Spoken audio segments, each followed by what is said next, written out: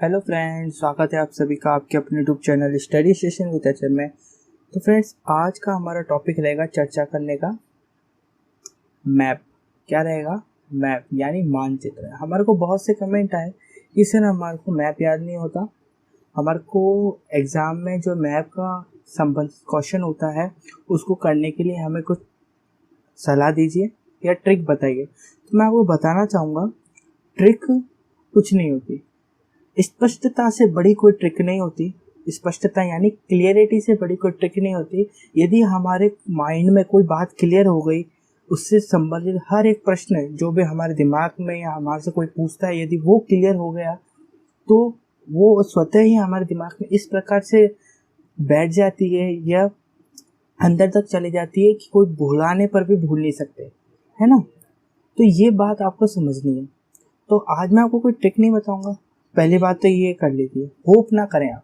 मैं आपको बताने वाला हूँ आज आपकी क्लियरिटी, जो क्लियर क्षमता होती है ना स्पष्टता की, उसको क्लियर करने वाला कि मैप से संबंधित मैप क्या है, ये हमारे को क्या बताता है, ये हमारे को क्या दिखाता है, ये हम इसको कैसे उपयोग कर सकते हैं।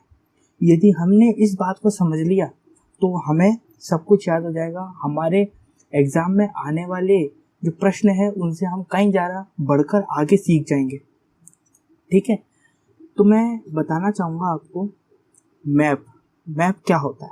सबसे पहले तो ये समझिए, मैप हमारे को पृथ्वी की जो संरचनाएं हैं उनको एक पन्ने या पृष्ठ पर उनको दिखाता है, जिससे हम हमारी पृथ्वी है उसको जान पाएं। ठीक है ना, ये तो होता है मैप यानी मानचित्र। तो मैप के प्रकार भी होते हैं, आपको उनको जानना चाहिए। मैप के 3 प्रकार होते हैं। पहला होता है फिजिकल मैप, जिसे हम कहते हैं भौतिक मानचित्र।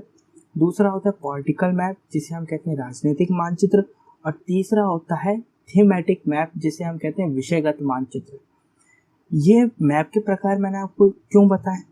ये इसलिए बताया क्योंकि हमारी जो बुक है उसके अंदर जो भूगोल यानी ज्योग्राफी का जो पार्ट है, जो भाग है, उसके अंदर कई प्रकार के मैप आ रखे हैं, जिन्हें हमें पता नहीं कि वो किस प्रकार के मैप के अंदर आते हैं।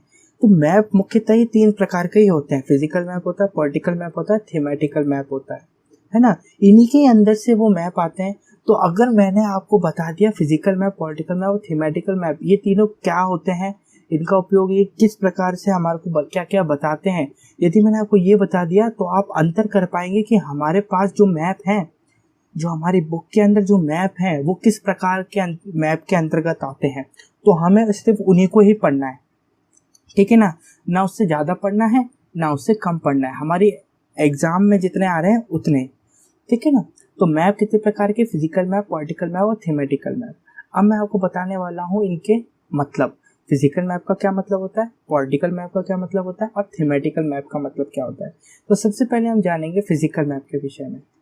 तो फिजिकल मैप जिस मानचित्र पर पृथ्वी की भौतिक संरचनाओं जैसे पहाड़, मैदान, मरुस्थल, नदियां, समुद्र आदि को दर्शाया जाता है उसे भौतिक मानचित्र कहते हैं। जिस मानचित्र पर यानी जिस मैप पर पृथ्वी की, देखिए अर्थ की भौतिक संरचना कौन कौन सी, जैसे पहाड़ हो सकता है, मैदान हो सकते हैं, मरुस्थल हो सकते हैं, नदियां हो सकती हैं, समुद्र हो सकते हैं, इन सारी चीज़ों को दर्शाया जाता है ना, उसे ही भौतिक मानचित्र कहते हैं। क्लियर हुआ? फिजिकल मैप ये है। अब आप रिलेट करते जाना, हमारी बुक में इस प्रकार का कोई मैप है या नहीं है, हमने कभी ऐसा पढ़ा कि नहीं पढ़ा, है ना। ये रिलेट करना आप अपने बुक से। फिर हमने देखेंगे पॉलिटिकल मैप। तो पॉलिटिकल मैप क्या होता है कि भारत का राजनीतिक मानचित्र भारत के सभी राज्यों और केंद्र शासित प्रदेशों को उनकी राजधानी के साथ दिखाता है। अब जो पॉलिटिकल मैप होता है ना, एक विशेष स्टेट या फिर कंट्री के उसमें होता है, संदर्भ में होता है। यानी पॉलिटिकल मैप हमेशा एक कंट्री को दर्शाता है, जैसे ब्रिटेन को दर्शा सकता है, इंग्लैंड को दर्शा सकता है, यूरोप को, इंडिया को, भारत, जैसे इन सबको दर्शा सकता है। इनके अंतर्गत आने वाले राज्यों को दर्शाता है और राज्यों की कैपिटल्स को दर्शाता है और यूनियन टेरिटरीज और उनकी कैपिटल्स को दर्शाता है, यानी केंद्र शासित प्रदेश और उनकी राजधानियों को दर्शाता है। वही होता है पॉलिटिकल मैप। तो हम जिस कंट्री में रहते हैं हमें उसको पढ़ना है। हम किस कंट्री में रहते हैं? भारत की कंट्री में रहते हैं। तो भारत का पॉलिटिकल मैप समझना है। तो भारत के पॉलिटिकल मैप के संदर्भ में जो परिभाषा हमें दी गई है वो इस प्रकार है कि भारत का राजनीतिक मानचित्र भारत के सभी राज्यों और केंद्र शासित प्रदेशों को उनकी राजधानी के साथ दिखाता है। क्लियर हुआ यहाँ तक? फिर हम आगे बढ़ते हैं। थीमेटिकल मैप किस प्रकार का होता है? तो थीमेटिकल मैप है एक विषयगत मानचित्र, विशेष रूप से एक भौगोलिक क्षेत्र से जुड़े किसी विषय को दिखाने के लिए डिजाइन किया जाता है, जैसे तापमान भिन्नता, वर्षा वितरण या जनसंख्या घनत्व। एक विषयगत मानचित्र यानी एक थीमेटिकल मैप विशेष रूप से एक भौगोलिक क्षेत्र से, यानी किसी एक स्टेट को चुन लीजिए आप, जुड़े एक भौगोलिक क्षेत्र से जुड़े किसी विषय को दिखाने के लिए डिजाइन किया जाता है। जैसे कि उसमें तापमान भिन्नता के विषय में बताएगा कि अन्य राज्यों से उसका तापमान में भिन्नता किस प्रकार है, वर्षा वितरण की वर्षा का जो पैमाना है वो कितना है, जनसंख्या घनत्व यानी जनसंख्या के विषय में बताएगा। तो इस प्रकार उत्पादन के विषय में बताएगा कि चावल का उत्पादन, चीनी का उत्पादन या इंपोर्ट एक्सपोर्ट, ये सारी बातें थीमेटिकल मैप में आती है जो एक विषय के अंतर्गत आती है, जो एक विशेष के अंतर्गत आती है। समझ में आया? तो अब आपको क्लियर और स्पष्ट हो चुका होगा कि हमारी जो बुक है उसके अंदर किस प्रकार के मैप हमें बताए गए हैं। तो मैं आपको बताना चाहूँगा 2 प्रकार के मैप ही हमारे को बताए गए हैं हमारी सामाजिक विज्ञान की बुक के कक्षा 10 में। पॉलिटिकल मैप बताए गए यानी राजनीतिक मानचित्र से प्रश्न पूछे जाते हैं, और एक विषयगत मानचित्र से प्रश्न पूछे जाते हैं। ठीक है ना? तो अब आपको क्लियर हो चुका है। अब और क्लियर करने के लिए जब जो सबसे इम्पोर्टेंट टॉपिक होता है वो होता है पॉलिटिकल मैप।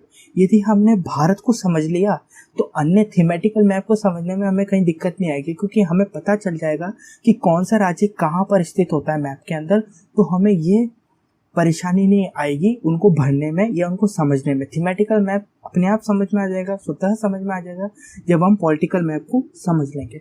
तो पॉलिटिकल मैप को समझने का आज आपको प्रयास करना है। आज की इस पूरी वीडियो में आज पॉलिटिकल मैप पर ही चर्चा की जाएगी, यानी राजनीतिक मानचित्र पर ही चर्चा की जाएगी।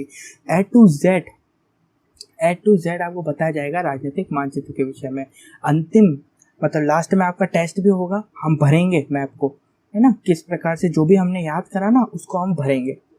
तो चलिए पॉलिटिकल मैप से शुरू करते हैं।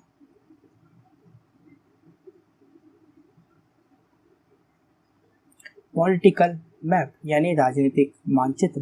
तो राजनीतिक मानचित्र में अभी हमने एक परिभाषा पढ़ी थी। क्या थी वो परिभाषा? भारत का राजनीतिक मानचित्र भारत के सभी राज्यों और केंद्र शासित प्रदेशों को उनकी राजधानी के साथ दिखाता है। यहाँ 2 बातें आ रही हैं। पहला आ रहा है राज्य और केंद्र शासित प्रदेश यानी स्टेट एंड यूनियन टेरिटरीज, और सेकंड आता है राजधानी, उनकी राजधानी यानी कैपिटल्स। किनकी राजधानी? राज्य और केंद्र शासित प्रदेशों की राजधानी यानी कैपिटल्स को। तो हमारे को एक पॉलिटिकल मैप में क्या देखने को मिलता है? यदि हम इन दोनों बातों को जोड़ दें तो हमें देखने को मिलता है कि राज्य हमारे को देखने को मिलते हैं भारत के, प्लस केंद्र शासित प्रदेश देखने को मिलते हैं, और प्लस उनकी राजधानियां देखने को मिलती है। ये चीज़ें देखने को मिलती है हमें। 3 चीज़ें देखने को मिलती है, राज्य, केंद्र शासित प्रदेश और उनकी राजधानियां। किसकी? राज्य और केंद्र शासित प्रदेशों की राजधानियां। अब आपके मन में एक प्रश्न उठ रहा होगा। प्रश्न ये होगा कि भारत में कितने राज्य हैं, कितने केंद्र शासित प्रदेश हैं और उनकी राजधानियां क्या हैं। जब तक हमें ये स्पष्ट नहीं होगा कि भारत में कितने राज्य हैं, कितने केंद्र शासित प्रदेश हैं और उनकी राजधानियां क्या हैं, तब तक तो आप सोचना भी मत कि आप भर सकते हो क्या मैप को। ठीक है ना? तो हमें ये जरूर स्पष्ट पता होना चाहिए कि भारत में कितने राज्य हैं, वर्तमान में केंद्र शासित प्रदेश कितने हैं और उनकी राजधानियां कितनी हैं। तो घबराए नहीं, आराम से देखें वीडियो, बोर ना हो। मैं आपको जागृत करने का हर समय प्रयास कर रहा हूँ। तो आंसर हो जाएगा इसका, कुल राज्य तो वर्तमान में है 28। कितने हैं? 28 हैं कुल राज्य, यानी टोटल स्टेट्स कितनी है? 28। कुल केंद्र शासित यानी टोटल यूनियन टेरिटरीज कितनी है? 8। और कुल राजधानी यानी टोटल कैपिटल्स कितनी है? 72। कुल राजधानियां यानी दोनों की, इसकी राजधानी बना लो, किसकी? स्टेट्स की और यूटी की यानी यूनियन टेरिटरीज की, दोनों की राजधानी मिलाकर 72 राजधानी है। तो आपको स्पष्ट हो चुका होगा कि हमारे को 28 तो क्या करने हैं याद? राज्य याद करने हैं, फिर 8 याद करने हैं केंद्र शासित प्रदेश, फिर 28 का राजधानियां याद करनी है, यानी कुल राज्यों की राजधानियां याद करनी है, और उनकी केंद्र शासित प्रदेशों की क्या करनी है, राजधानियां याद करनी है। यानी 28 का डबल याद करना है और 8 का डबल याद करना है, तो टोटल 72 राजधानियां हमें याद करनी है। ठीक है, और उनके स्थान भी याद करने हैं जहाँ पर वो मैप में दर्शाए गए हैं। तो इतना सब कुछ हम एक बारी में तो याद कर नहीं सकते, है ना। तो मैंने आपको इसको स्पष्ट करने के लिए इनको पहले हम ये समझेंगे कि कुल राज्य कितने हैं, उनके नाम क्या हैं, केंद्र शासित प्रदेश कितने हैं, उनके नाम क्या हैं, और उनकी राजधानी क्या है। ठीक है ना, तो पहले इस पर चर्चा करते हैं, फिर आगे बढ़ेंगे।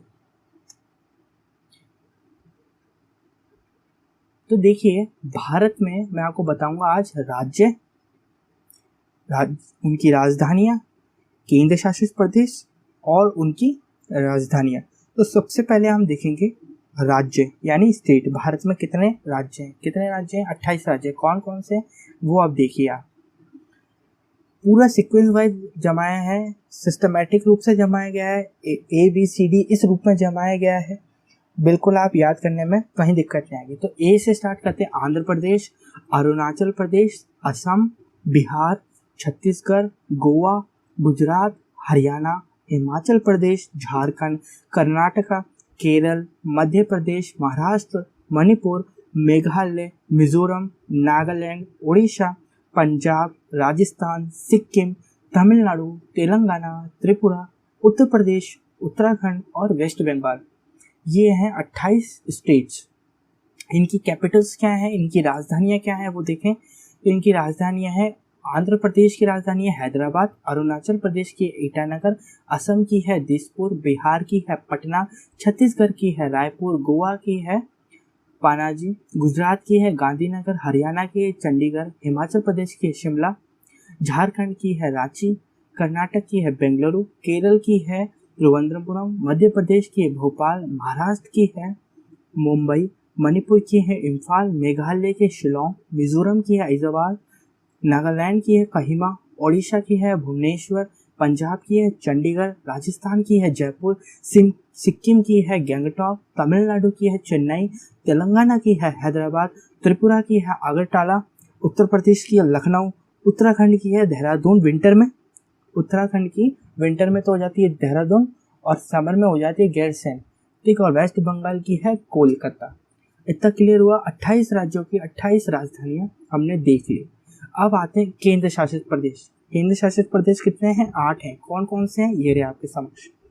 पहला है अंडमान निकोबार, दूसरा है चंडीगढ़, तीसरा है दादर एंड नागर हवेली एंड दमन द्वीप, ये एक ही है। चौथा है दिल्ली, पांचवा है जम्मू एंड कश्मीर, लक्षद्वीप, लद्दाख और पुडुचेरी। तो मैं आपको बताना चाहता हूँ, पिछले वाले पेपर में यानी 2019 के पेपर में दादर एंड नागर हवेली एंड दमन द्वीप के विषय में पूछ लिया गया था, यानी दादर एंड नागर हवेली की स्थिति बतानी थी हमें मैप के अंदर। तो पहला प्रश्न पूछा गया था आपने, मतलब जो वर्ड पूछा गया था वो था स्टेट पूछा गया था, यानी जो यूटी पूछा गया था हमसे वो कहाँ से पूछा गया था, पॉलिटिकल मैप में से। तो ज़्यादातर हमारे को पॉलिटिकल मैप पे ही अपना ध्यान केंद्रित करना है। यदि हमने पॉलिटिकल मैप को सीख लिया, समझ लिया, तो हम कहीं नहीं भटकेंगे। ठीक है ना। और अब केंद्र शासित प्रदेशों की कैपिटल्स देखें तो वो आती हैं, अंडमान निकोबार की है पोर्ट ब्लेयर, चंडीगढ़ की है Chandigarh, Dehradun and Dadra and Nagar Haveli and दमन द्वीप की है दमन, दिल्ली की है न्यू दिल्ली, जम्मू कश्मीर की श्रीनगर समर के अंदर और विंटर में है जम्मू, लक्षद्वीप की है पौंडीचेरी, लद्दाख की है लेह और पौंडीचेरी की है पौंडीचेरी। समझ में आया।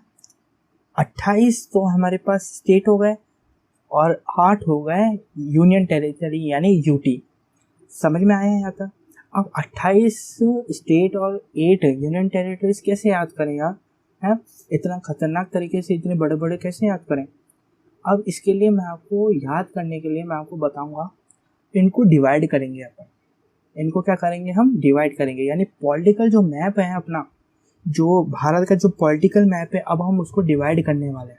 उनको इस प्रकार से डिवाइड करेंगे कि प्रत्येक भाग में हम जितना याद कर सकते हैं उतने ही रखें। ठीक है ना। तो अगला वही है, बताऊंगा आपको। देखो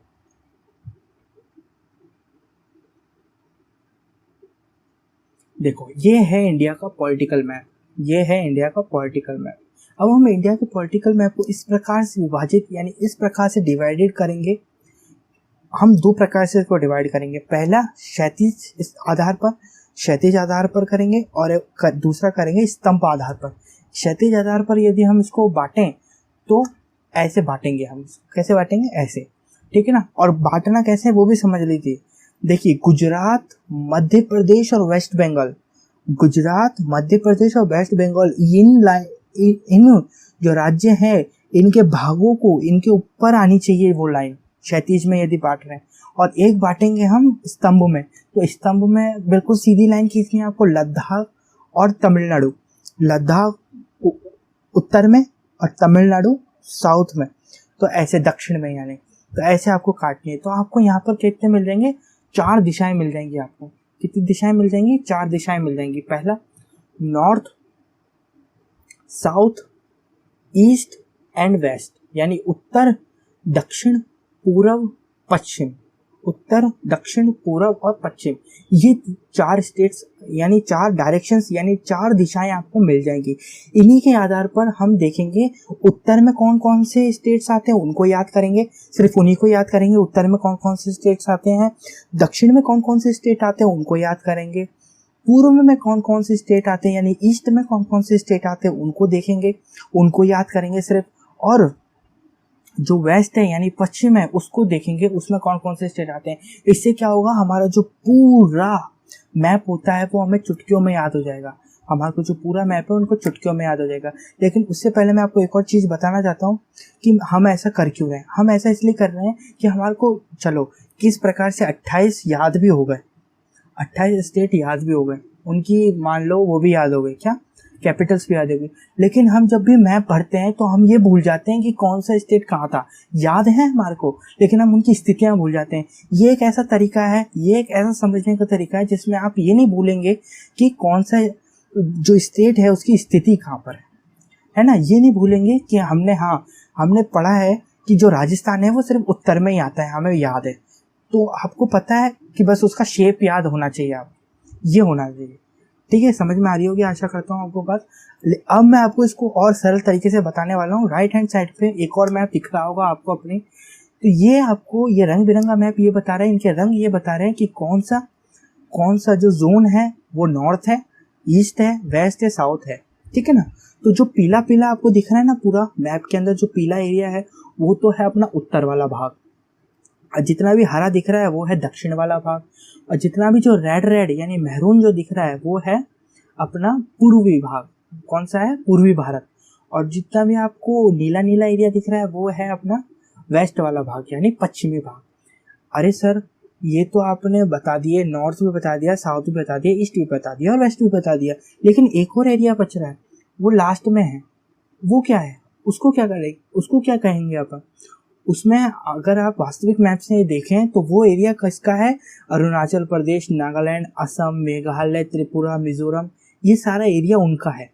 तो ये जो एरिया है ना भारत का ही एरिया है, लेकिन इसका जो दिशा है वो कौन सी है? नॉर्थ ईस्ट यानी उत्तर पूर्वी भारत के नाम से जाना जाता है। ना तो ये नॉर्थ में आ रहे हैं पूरी तरह, ना तो ये दक्षिण में आ रहे हैं पूरी तरह, ना ही ये पश्चिम में आ रहे हैं पूरी तरह, और ना ही ये पूर्व में आ रहे हैं पूरी तरह।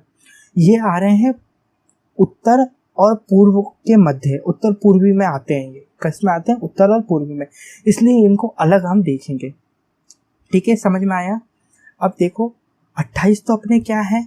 स्टेट्स, और यूनियन टेरिटरीज कितने हैं? 8। दोनों को मिक्स कर दें यानी दोनों को योग करें तो कितने हो गए अपने पास?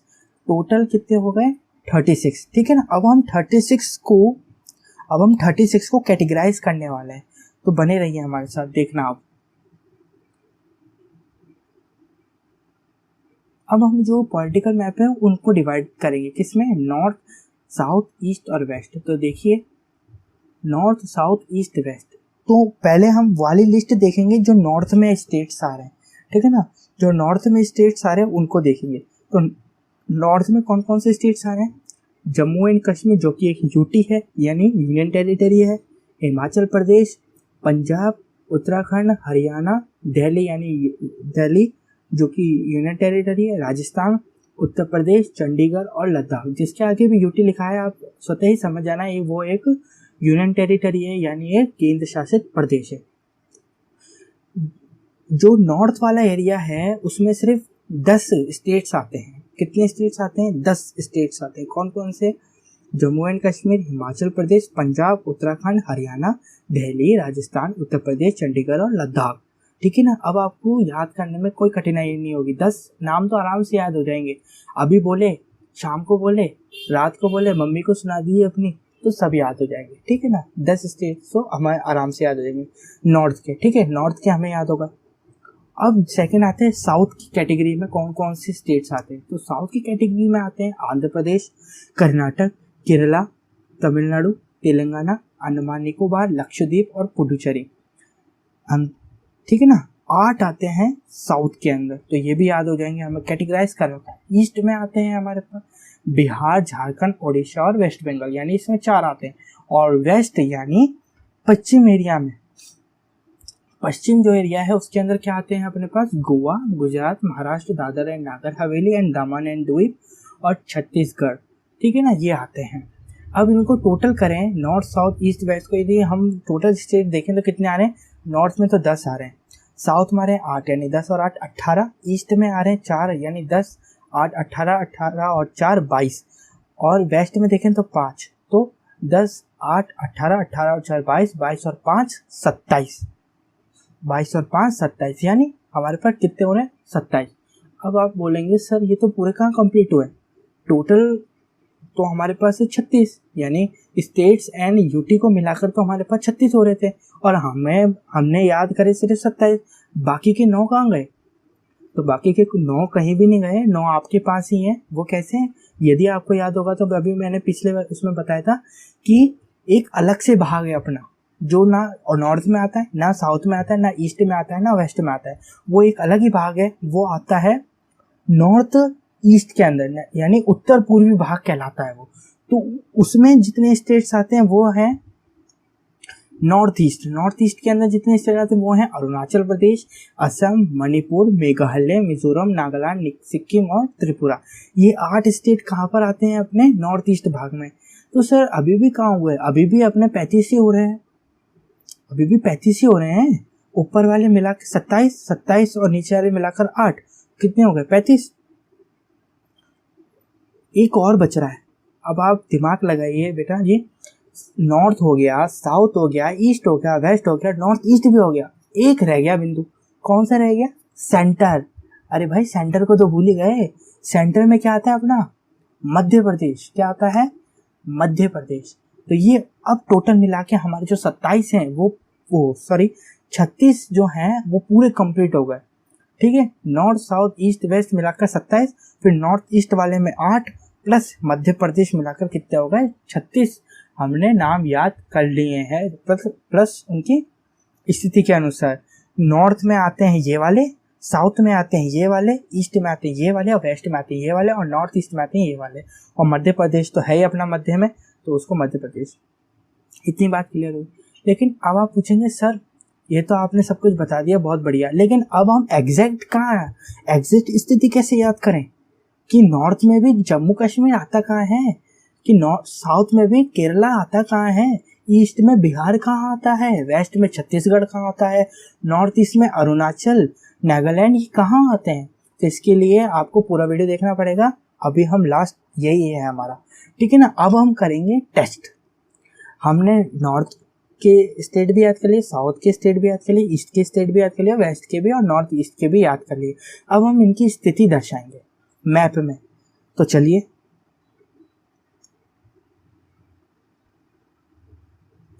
तो अब आपको पता होगा कि जब भी आप अपने एसएसटी का एग्ज़ाम देंगे, आपके लिए तो फर्स्ट टाइम है, मैं आपको बताता हूँ, जब आप अपने एग्ज़ाम देने जाएंगे एसएसटी का, तो वहाँ पर आपको आधे घंटे या स्टार्टिंग में ही आपको एक मैप दिया जाता है, जिसकी जो शक्ल होती है ना वो कुछ इस प्रकार होती है, ऐसा होता है वो मैप, ठीक है ना।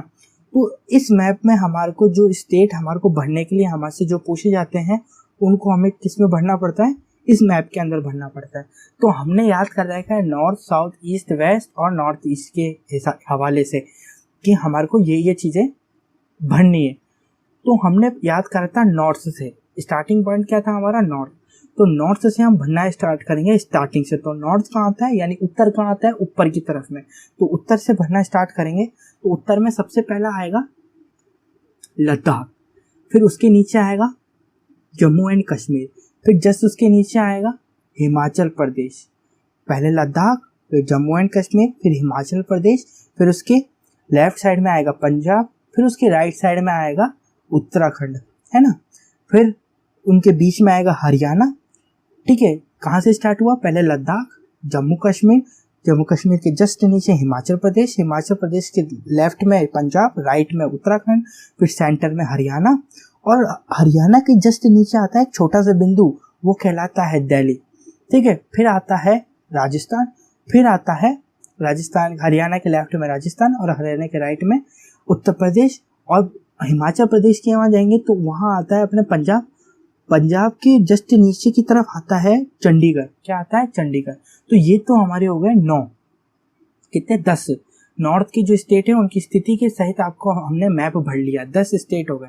सबसे पहले लद्दाख से स्टार्ट होता है, लद्दाख, फिर उसके नीचे जम्मू एंड कश्मीर, फिर हिमाचल प्रदेश, फिर हिमाचल के लेफ्ट में पंजाब, राइट में उत्तराखंड, फिर पंजाब और उत्तराखंड, या फिर आप इसको चंडीगढ़ को पहले भी भर सकते हैं पंजाब के नीचे, है ना। तो हिमाचल के लेफ्ट में पंजाब, राइट में उत्तराखंड, सेंटर में हरियाणा, हरियाणा के लेफ्ट में राजस्थान, राइट में उत्तर प्रदेश। ठीक है, और हरियाणा के छोटे से नीचे जो भाग है, जो एरिया बना हुआ है, वो कहलाता है दिल्ली। ठीक है, क्लियर हुआ, नॉर्थ का हो गया। अब देखते हैं साउथ का। तो साउथ में सबसे पहले हमारा आता है स्टेट तेलंगाना। तेलंगाना के जस्ट नीचे आता है आंध्र प्रदेश, आंध्र प्रदेश के जस्ट नीचे आता है तमिलनाडु, तमिलनाडु के पास में यहाँ पर आता है पुडुचेरी।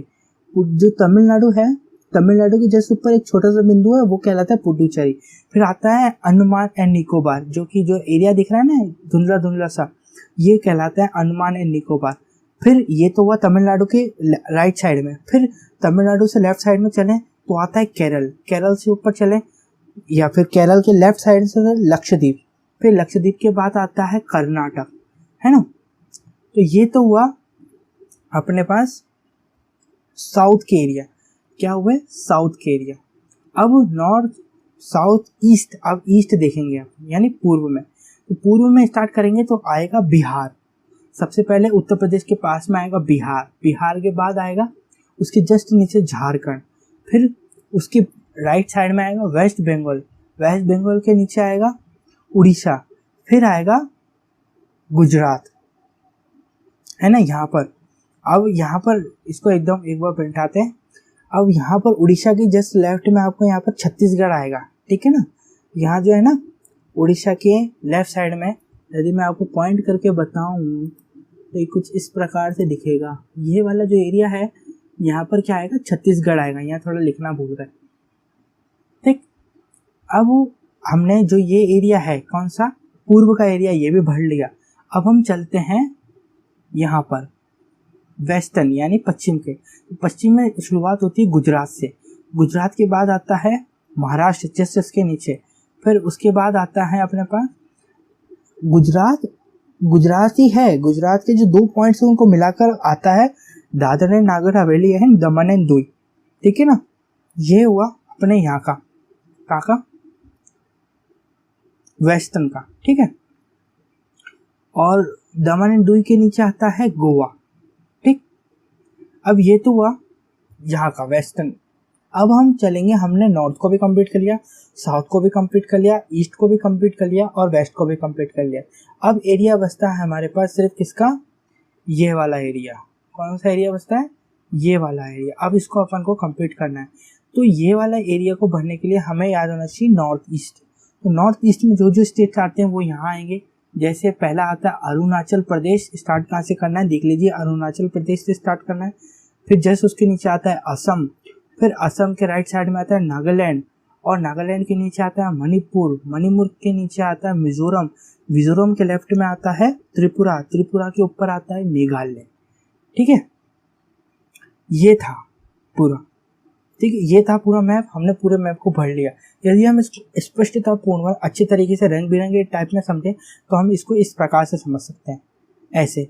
ये था मैप और इसको एग्जैक्ट मैप ये था जो अभी हमने दिखाया, और जो हमारे को एग्जाम में भरने के लिए आता है वो होता है ये।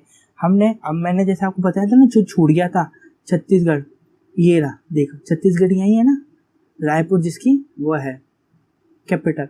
तो ये था पूरा मैप हमारे पास। तो आशा करता हूँ आपको हमारी वीडियो अच्छी लगी हो। यदि वीडियो अच्छी लगी तो प्लीज़ वीडियो को लाइक कर देना।